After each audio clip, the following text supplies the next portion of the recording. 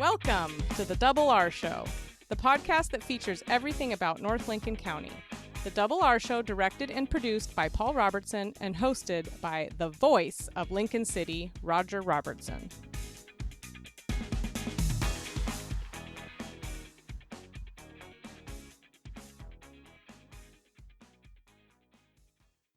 C, son. Welcome to the Double R Show. Yeah, welcome. C. Yes. So. What's up about with a C, huh? I like the C. We will see what we can see that we see. Okay, so, listeners of the podcast know that we always use Roman numerals for our numbering system, and C. we have hit the 100 mark. C. Yeah, and so we're going to have a little talk here about the C note. So we're going to branch in first off with Brandon Lucas, and we're talking about pianos. Mm-hmm. And then we're going to talk about C as in Spanish for yes, right? And Oceana Family Literacy, learning all sorts of things through that program. Vicki and Elizabeth are here. Yep. Mm-hmm. And then lastly, C, three-letter word. For the ocean. The ocean. Right. And Sule Wisniewski is going to be here talking about the Fleet of Flowers in Depot Bay. Now, 80th year of the Fleet of Flowers, right? C. Yeah. It is wonderful. We'll talk about that and a whole lot more right after this. See you soon. Home-style cooking in a hometown atmosphere. Hi, I'm Adina from Zeller's Restaurant in Rose Lodge in Lincoln City. Join us daily for good fun and great food. You can even kick up your heels at Zeller's. You'll find a book for every occasion at Bob's Beach Books. Something to read as you relax by an open fire? We have it. Studying a particular topic? We have that too. Traveling to a far-off land? Discover it first by reading. Bob's Beach Books in the Ocean Lake area of Lincoln City? Come discover. If you're looking for great early garden fresh produce, it's Kenny's IGA in the Bay Area of Lincoln City. 4 generations of Morgans caring for your every grocery need. All of your favorite beverages, a full deli, meat, produce, and of course, groceries.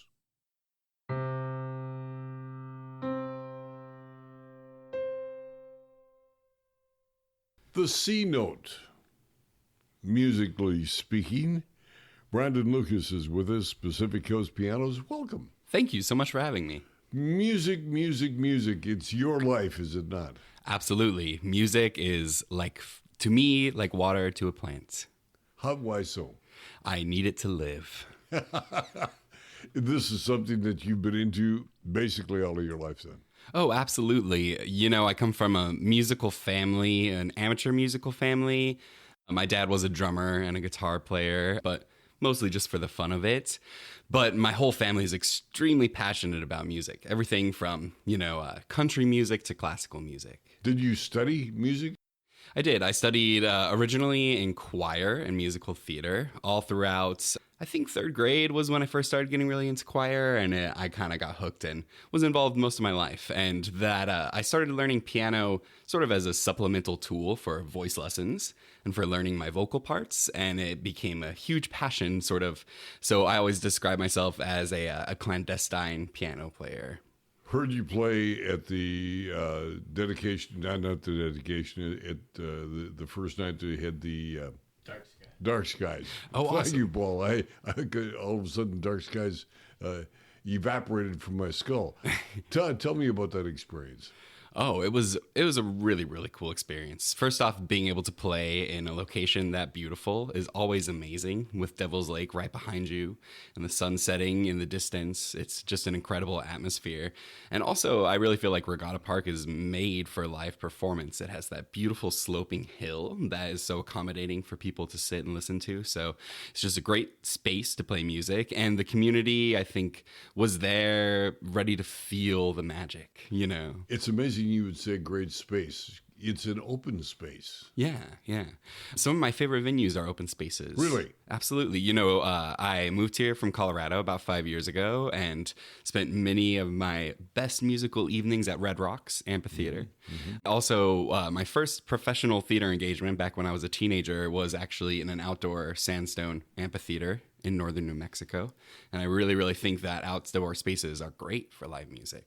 So now you are an instructor along with a performer? Yes, absolutely. I run my studio. That has sort of become my my main business here is my students. We do about 3 recitals a year at the Cultural Center, and I have voice students and piano students of all ages. And what type of music? Anything that they want to play. I think if music's not fun, you're not doing it right. So it's a mixture of classical to pop to modern to video game music to film music. They're always keeping me surprised with what they want to play next. Do you do a lot of accompaniment, or are you a soloist? Or Yeah, I like to do a mixture. You know, I come from a musical theater background, Okay. so accompaniment is something that I think, you know, I really see the value in and I love to do. I love collaborative music of any type, but also, you know, I do solo music. I'm practicing the Scriabin piano sonatas right now, hoping to put a show together built around those. And I also write my own original songs as well. So, you know, any type of music I can do, I am interested in doing. so most of the performances you do are where? We perform all over town, everywhere from the Cultural Center to, we just did a show at the Pines Dines, and we have another show coming up at the Pines Dines this weekend, actually.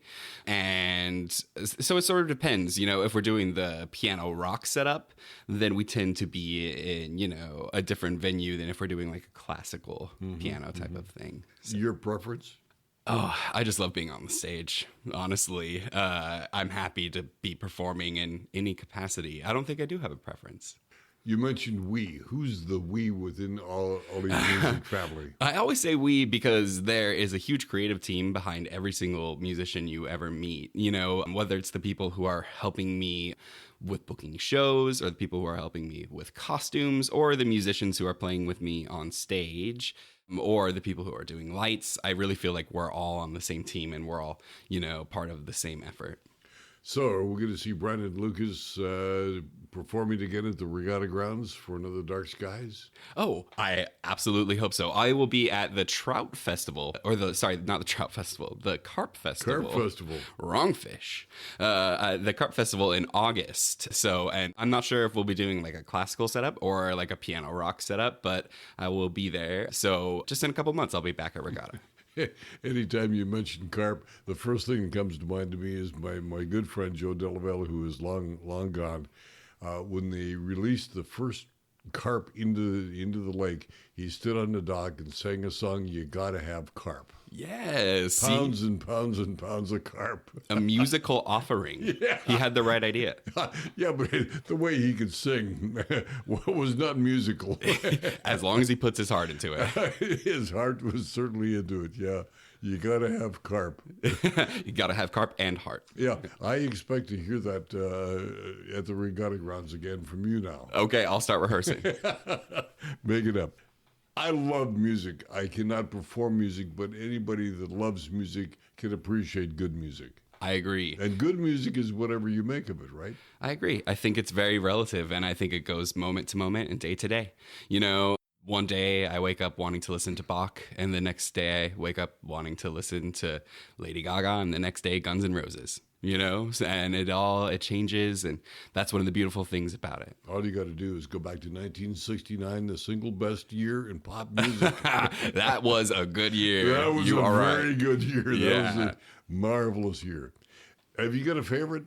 A favorite band? Yeah, year, band, Oh, time. Pink Floyd, man. Of course. all Pink right. Floyd, in my opinion, the best band of all time. It's good I, stuff. you know, the Beatles were good too. Yeah, not bad. They're okay.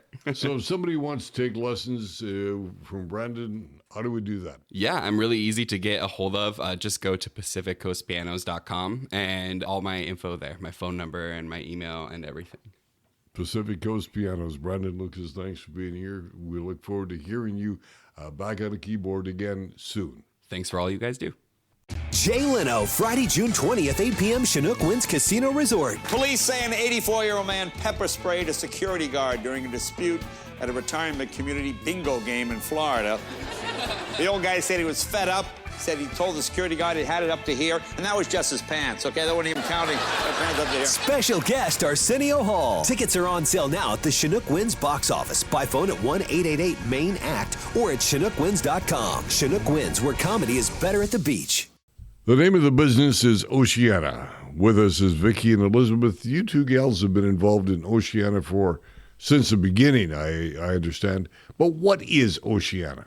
So we are a community-based literacy program, and we offer services to anyone in our community who asks for help with education. So in terms of it would be children, it's adults and families. Mm-hmm. So we provide all kinds of services and with the idea of supporting what people need in terms of their education. So education to teach them how to read, how to speak English, how to speak Spanish, or where All are you of at? the above. All of the above. Yeah. Wow. You agree? Yes. So you started the program when? I think was in 2010. Yes. Yes. And it has continued to grow and flourish, correct? Yeah, since 2010. So this is our 15th year of providing services to our community. So you're located in the Taft area of Lincoln City, drive past it on 51st Street all of the time. Right. So Yeah. that's our fourth home, but we're really comfortable. We just got a new 3-year extension on our lease, so we plan to be there for a while. So the preponderance of the people that come to you are Hispanic? I would say right now, yes. Mm-hmm. But the intention was just to put it out there and see what people were needing. And when we started, the college wasn't offering ESOL classes. And- English is a second language. Right. Okay. Yeah. And so anyway, we actually met at the school district. It was a family literacy and resource center at the time. And so they had tried to start an adult education piece.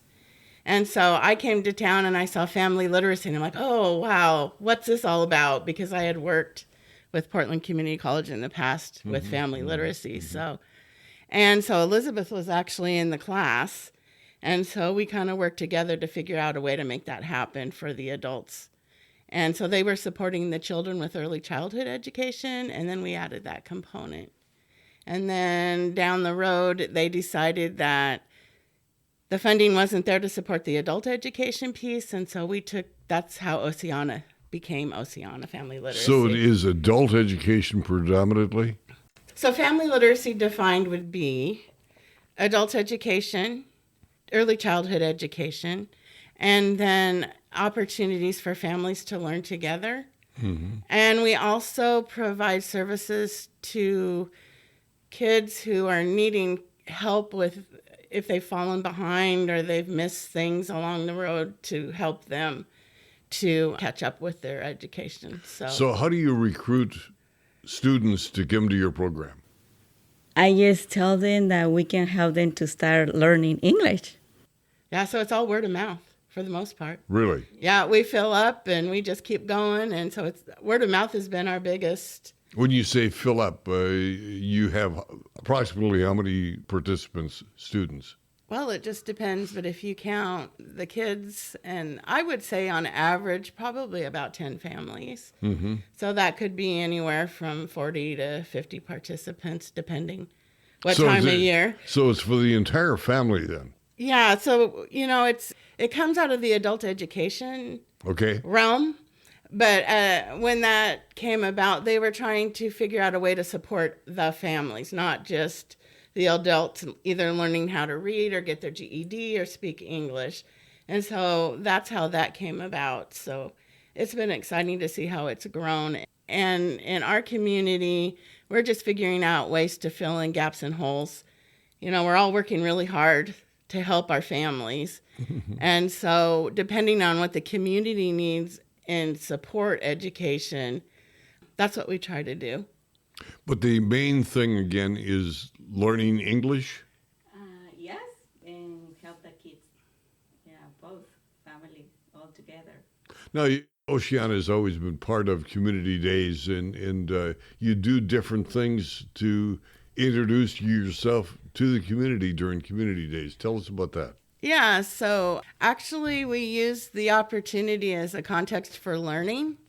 And so I went back to the students and I said, we have an opportunity to be a part of our community.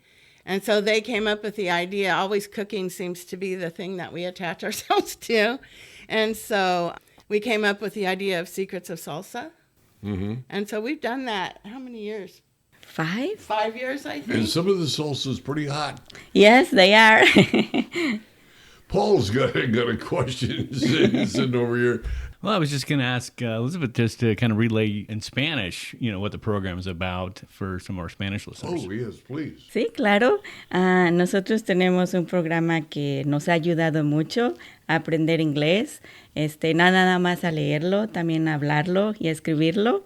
Eso nos ayuda mucho. Y todas las familias que han venido con nosotros, todas han estado muy contentas y han aprendido. Y ahora están llegando muchas familias nuevas para seguir aprendiendo y todas son bienvenidas cuando necesiten una ayuda con su inglés o con sus niños para que aprendan algo. Y también tenemos campamentos en el verano para los niños para que tengan una semana divertida de aprendizaje y diversión. Do you find people are hesitant at first to come into the program? Or are they anxious to become part of the program? No, I think all the people who can come, they don't have difficulties. They come and enjoy with us. Mm-hmm, mm-hmm. It's an interesting program. And you're funded how? So we consider ourselves pretty grassroots. And so we do numerous fundraisers throughout the year. And our participants are involved with helping us figure out ways to pay our overhead for the most part. We've got a lot of really great volunteers, and so kind of depends on what the activity is in terms of who's learning and who's volunteering to help teach. So. And last but not least, how do we get a hold of you? So we can be emailed at oceanafamilyliteracy@yahoo.com. Okay. Or you can call and leave a message with 541-921-1865. Vicki and Elizabeth, thanks for being here. Oceana, marvelous program. Thank goodness it's in operation. Thank you very much. Thank you. We at La Roca are proud of our food, but don't take our word for it. Read the reviews. One person wrote, the service was friendly and efficient. Another writes, La Roca has become one of our favorites because it's authentic Mexican food. Zantello Law Group has moved. I'm Josh Zantello, and our law firm is now located across from the Lincoln City Community Center on Northeast 21st. Our law firm of knowledgeable professionals stand ready to assist you in life's matters. Wouldn't it be great to have all your insurance needs handled by one agency? This is Charlotte Lado with Farmers Insurance and the Insurance Store. Visit our office next to the Wildflower Grill in Lincoln City. Let us be your one stop for your personal, commercial, health, and Medicare insurance needs.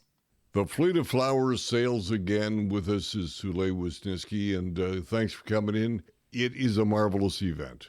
Oh, yes, it is a one-of-a-kind event.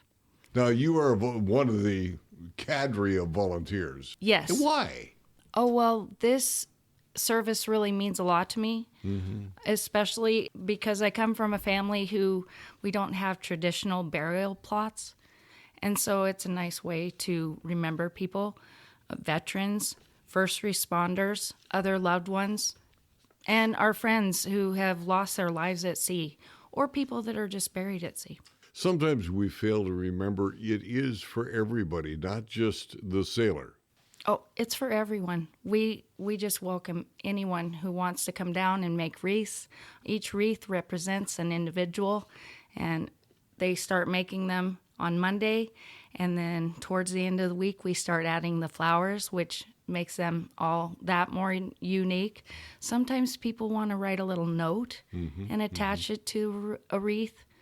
Yeah, it's a sacred moment. The flowers come from all over, correct? They're given? Oh, well, we did used to do that more than we do now. And so Clary Grant and Kathy Wyatt are really in charge of this independent nonprofit. And so I don't know the answer to that piece. That's just fine. The Fleet of Flowers is gone through a little bit of a turmoil this time around, but that is not going to hold it back from its intended purpose. We have never held back from the intended purpose except for during COVID. I believe that's when we didn't engage. But there were a couple times when I was a kid in the 80s, early 90s. We would decorate the boats, but then maybe the ocean was too rough. So there was twice when the fleet could not go out, and we made a procession with all of the wreaths and carried them over to the Coast Guard, who then takes them out for us. And so that's always the backup plan. I was going to say, I had never remembered the Fleet of Flowers not sailing. I remember it getting, one year we went down, and it was stormy. Come 11 o'clock, the ocean laid down. They did the Fleet of Flowers ceremony. The boats went to sea, came back, and the Coast Guard closed the harbor. Just that quick. Yep. And one year, they decided that the small boats couldn't go out, but they gave an opportunity to the bigger boats, whether their captain wanted to go out or not. And then they give them time to have people leave the boat if they didn't want to go out when it was rough. Now, let's talk a little bit about the shoreside ceremony that precedes the Fleet of Flowers going to sea. What happens in that shoreside ceremony?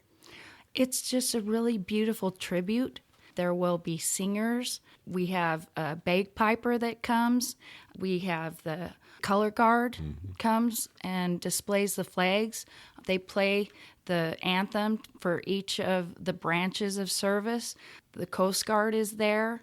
And it's just a really beautiful tribute. There'll be a blessing of the fleet, which is done by the pastor of the Bayside Chapel. And it's just a wonderful ceremony. It's important to pause and remember those we've lost. You talked about the military, the flags coming in, but if you had been in the Army or the Navy or the Air Force or whatever service, you can march in behind your flag, correct? Well, they have done that in the past. Sometimes we just ask them to stand if they're seated in the audience. But they are all recognized one way or another. Yep, they are recognized. We want to honor our veterans. It's important.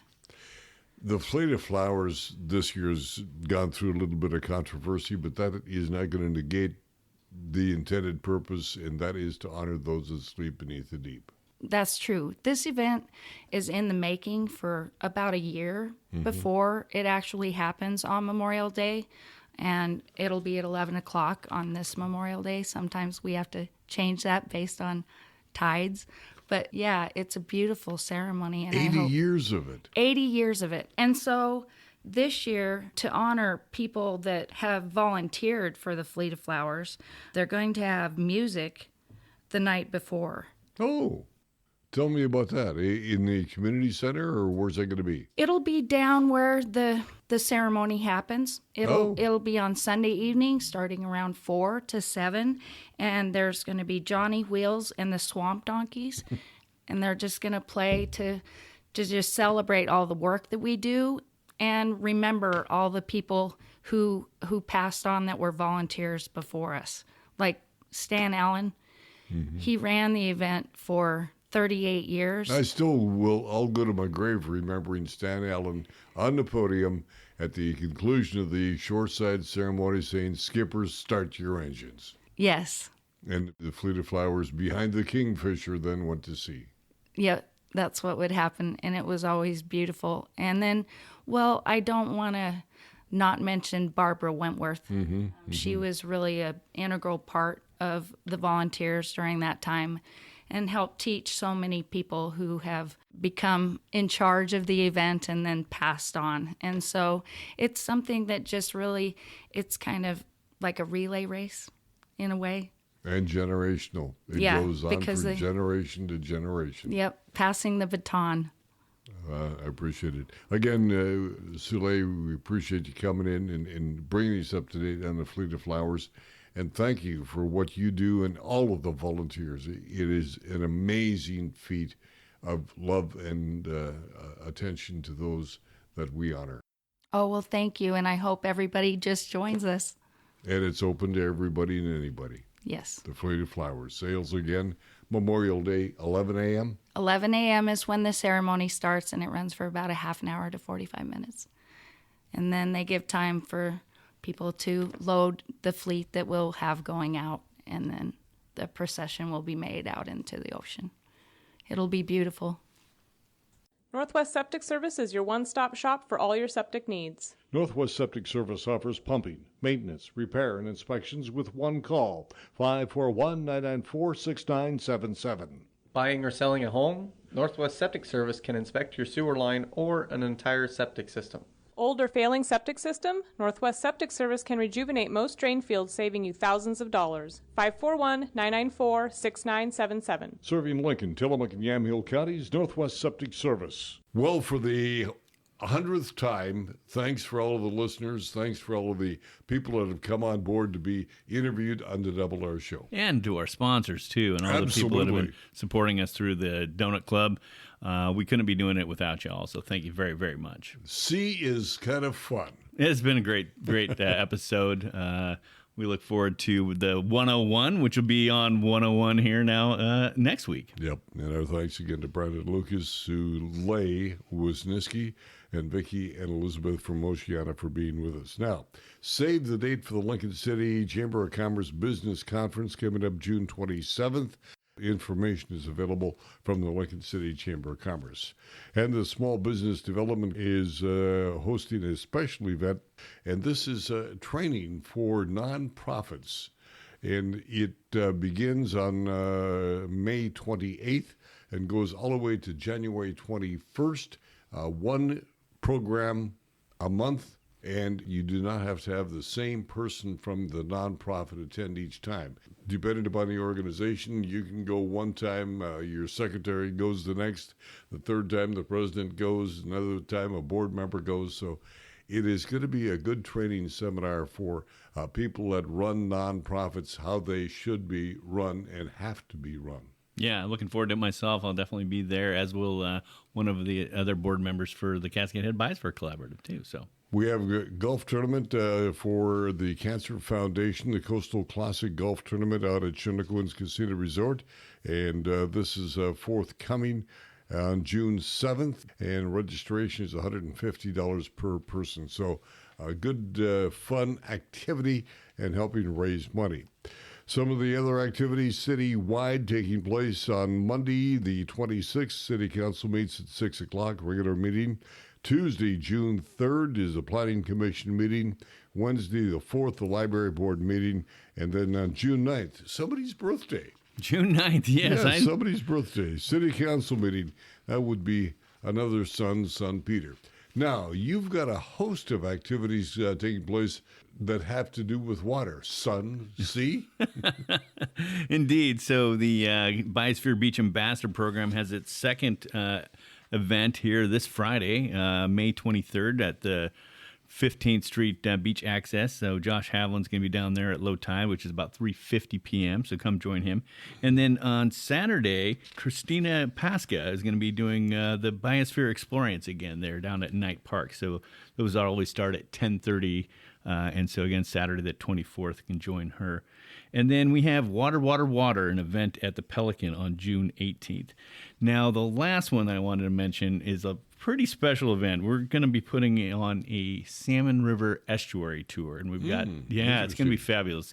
3 different slots that you can sign up for, all happening on June 15th. That's a Sunday, 4 p.m., 5 p.m., or 6 p.m. And you do what? We're going to be launching out of Knight Park, walk aboard one of our pontoon boats that Westwind has for us, and we're going to have a unforgettable journey through the lower Salmon River Estuary aboard that pontoon boat. So, and that is quite an experience. They are fabulous, absolutely. So you're really going to want to sign up for these.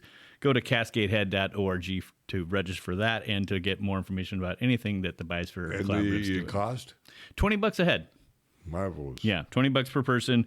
Again, there's 3 tours, 4, 5, and 6 p.m. on June 15th, that Sunday. And again, don't forget Memorial Day is forthcoming, the Fleet of Flowers in Depot Bay, the 80th annual Fleet of Flowers. Now, I remember going down there as a kid. Absolutely. Having Paul Ellis wire up through the telephone lines a connection to KVCH so that you could broadcast.